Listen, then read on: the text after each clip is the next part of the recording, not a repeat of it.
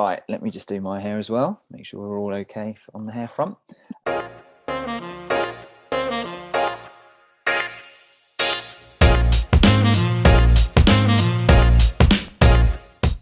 Hi, it's Mo and welcome back to the property vlog.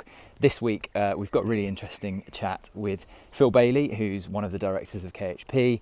He's also got his own architecture practice, PBA, and Phil has done the design, the concept design and the planning design for Bramdean, which is our new project in Exeter. So in this video I sit down to talk with him about how does he start? You know, when we bring him a deal and we ask him to have a look at the design and optimizing the design, you know, where do you start? There's so many things to think about: planning, parking, refuse, ecology, structural sort of design and elements like that. So where do you start and how do you bring all those things together? So really interesting chat with Phil. I think you'll really enjoy it. And if you've got any questions, my details are below. Drop me a message or an email. Hi Phil, thank you for agreeing to do this. I thought it would be really useful to take everyone through sort of the thought process around the planning and design when we look at a new scheme, and obviously that's the bit that you're involved in quite heavily at the beginning of the project. So just in terms of the scheme at Bramdean, or just generally when we bring you a sort of a potential deal, what's the first kind of consideration you look at? So Catherine, who's our sourcing manager, will bring you the information. What's the first kind of things you're looking out for when you get that on your desk? Right, hi Mo. Yeah, I think initially you're obviously trying to build an understanding of what the project is.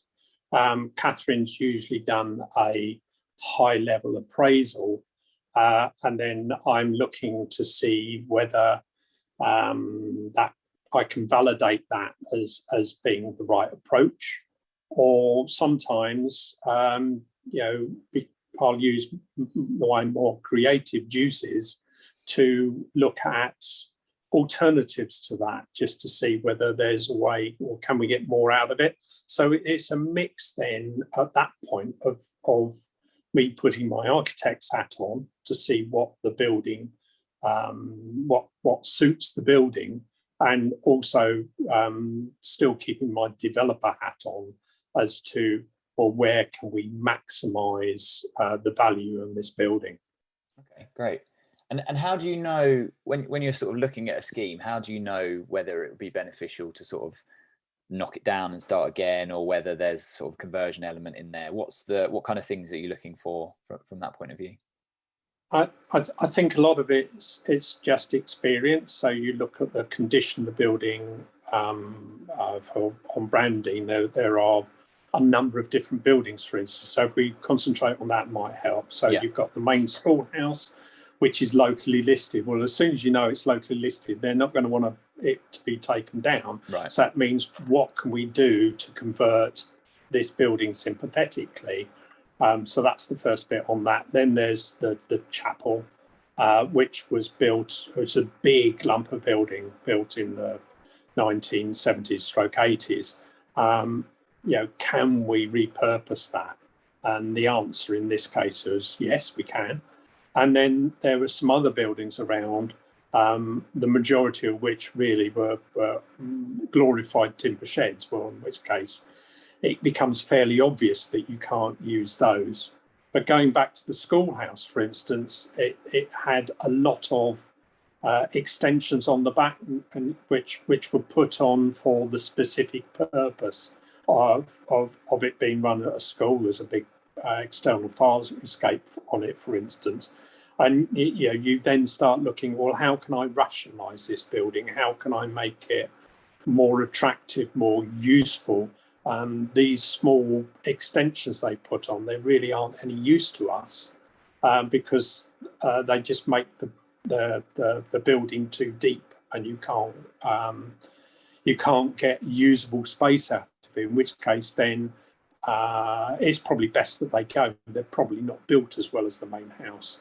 And it's sort of an iterative process. Then you're going round a little bit in circles. You're looking at it in more depth.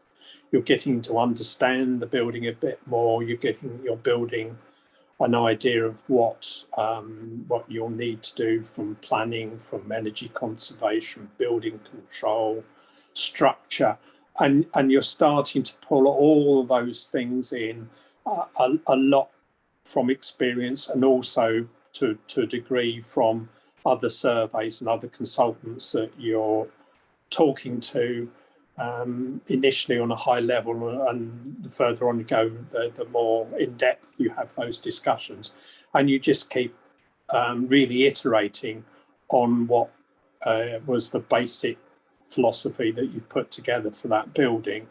Does it work? Is it working out in the way you thought it was? That should be a reasonably clear yes or no. If it's a no, then you need to go back to square one and start again. If it's a yes, then you can proceed. Yeah. Okay. And so you mentioned there sort of some of the consultants and sort of light and things like that. What are the key constraints that you're looking at? That we always talk about, kind of parking, and even like not so glamorous things like bin storage and stuff like that. In terms of this iterative process, what are the kind of factors that you've got in your mind when you're going through that? On the planning side, you're then looking at the local plan. We usually bring on a planning consultant who will work with him to look at, well, what will actually make this scheme a planning compliant scheme. So have we got the right amount of external space? Have we got the right size of internal space? Because there's space standards that we need to follow. Have we got the right amount of parking? Sometimes it can be too much. Got a dog barking there.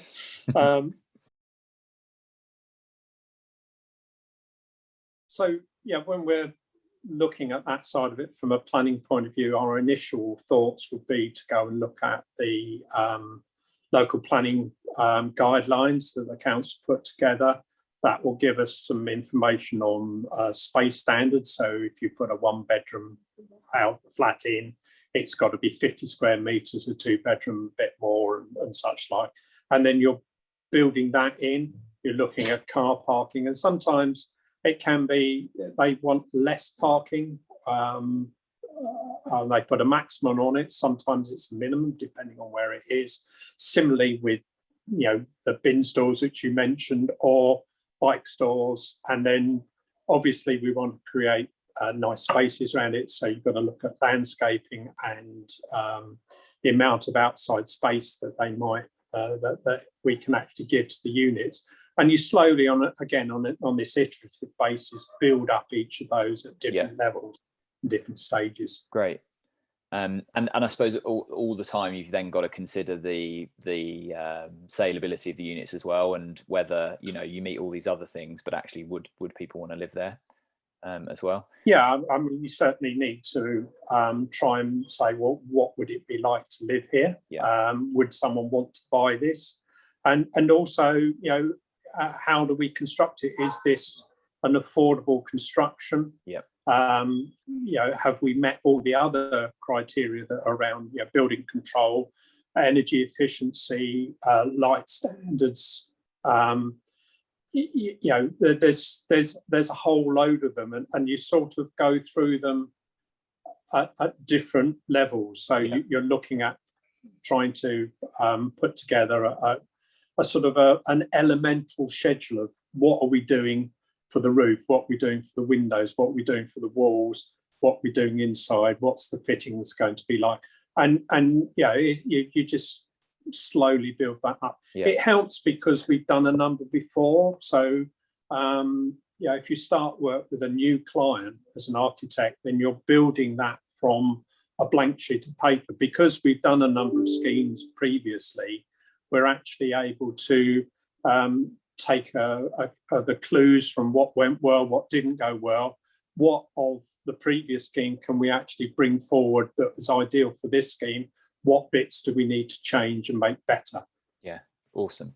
Okay, just before we close, I think let's just talk through briefly the different elements of the site at Bramdean and sort of what went into the specific design on those. So let's start with the main school building. So why the design? So we've got apartments in there. Why apartments in there, for example, and not houses, and why the size of the apartments we've gone for and not bigger? So those kind of things. Right. Well, it comes down to how big that building is, and a lot of the time about access. And by access, I mean front doors and also staircases. So that building had 2 staircases. It was on 4 floors. It was originally 2 very large Edwardian houses, and then it had been joined in the middle to add extra space. And you don't want to take away too much space, but you can't actually carve out houses in it because of the size of it. So it then starts to, well, how many flats do you put around a staircase? So basically the fundamentals is that around each staircase, come up the staircase, you go left into one apartment, right into the other one. So that starts to build up. Yeah. Initially you think, well, there's 16, but actually on the top floor, we can only get 1, not 2. In some areas, we can only get 1, not 2. So that sort of knocked it back down to get the areas right. And we ended up with 13 units actually out of that. Yeah, amazing. That's basically how that sort of. Yeah, and you've got the like you said earlier, you got the context of the local listing, which means that it was going to be a conversion rather than a knockdown and rebuild. So absolutely, great. Yeah. And then the chapel, and I know we had some iteration on the chapel design, but considerations around the design of the chapel. Well, it was very, as I said, it's a big lump of building. It's very tall. It's actually 4 stories tall. So you can get 4 floors in there. And that's one of the iterations we had. We were looking at whether we had 3-story masonette. And then you've got, because that was the volume of the original chapel. And over the top of that, there were a whole load of classrooms. So the classrooms obviously lent themselves very much to flat because you want to start breaking through that floor. Within the volume of the chapel itself, you can put intermediate floors in, and there were basically 2 schemes. Again, it's around staircases, so we could have individual staircases and build a maisonette within them and then repeat that across the site, which was one option. The other one was we put 1 big staircase in and then put intermediate floors in, and we created flats below the top floor flats, which is, I think, what we've ended up going for. Yeah. And then you just look at the salability and the buildability of both options. And the benefit with that one as well was, I remember, is that we could actually have a lift as well. So you could have the stair core and also a lift, which means the units from on the sort of further up levels have the benefit of that. Yeah, absolutely right. I'm getting people to walk upstairs to their unit. 2 floors not a problem, so ground and first, that's fine. But when you get to the 3rd floor, then people do start to struggle a bit. When you get to 4 floors, really you've got to be looking at a lift if you're going to provide anything that's sort of any luxury. You think about walking up 4 flights of stairs every time you go shopping or whatever. It's not fun. So that actually made life a lot. When we actually went down that route, we could then put a lift in. It felt right, I think, to all the directors. That was the right way to go. Definitely. And it just means that there's other than knock-on effects around like the gardens and things like that. So you've only got 3 units on the ground floor, so there's only 3 gardens instead of, what was it, 4 or 5, I think, before. So there's it's all the iterations, like you said. So let's move on to the Muse building. So we've got 2 units where the former sports sort of hall covered sports area was. Why that and not a block of flats or 1 big house or a bungalow? How did you settle on that? Yeah, well, it's basically that the Muse houses are on the site of some old classrooms, and they were 2 stories tall. They're at the back of the site. So you really want to work within the existing, I call it an envelope. So that's the outside walls and the roof. You don't want to be starting to add a lot in height because you're going to be overshadowing next door's garden. Next door was actually owned by the former owner, so we wanted to keep them on side. But there was clearly an area where we could build, and because we had planning precedent for a building being there, we felt that we can actually put a building in that place, but it needed to be approximately the same volume of building as we had on site. Okay, and then finally we've got the detached building, which was sort of formerly some classrooms as well. Talk us through the design of that again. Why was that one unit and not two houses or a smaller block of flats? And why did you land on that?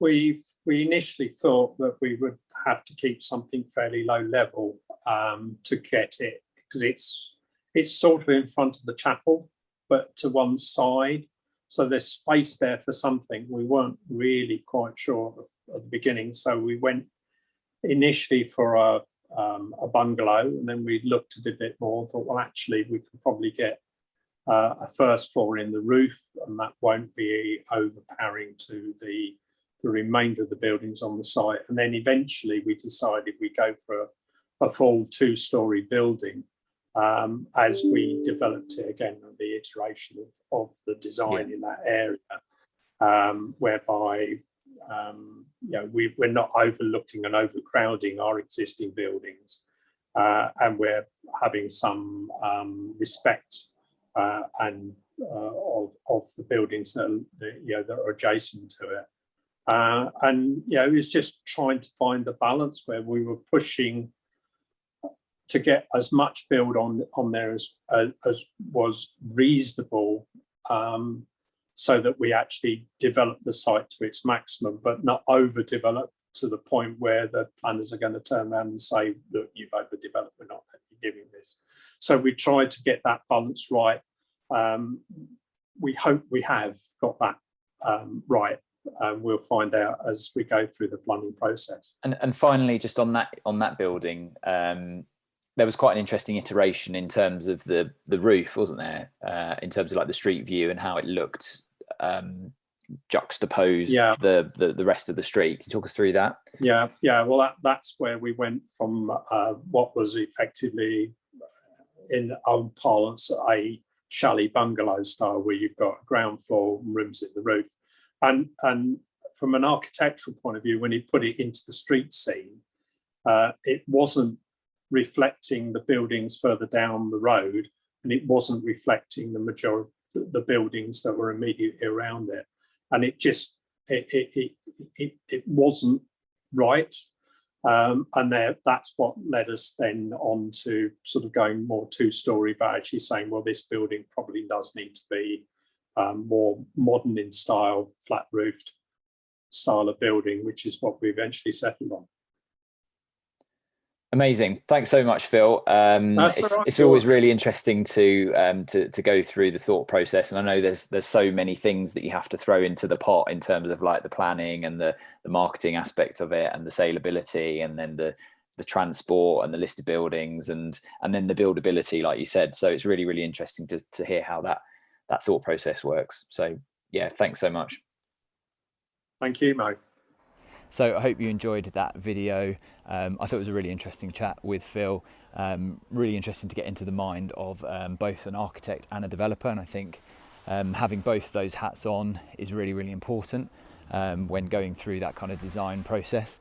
So yeah, really enjoyed that. Hope you did too. If you've got any questions, drop me a message. If you want to know more about investing with KHP, again, get in touch, and we'll see you next week.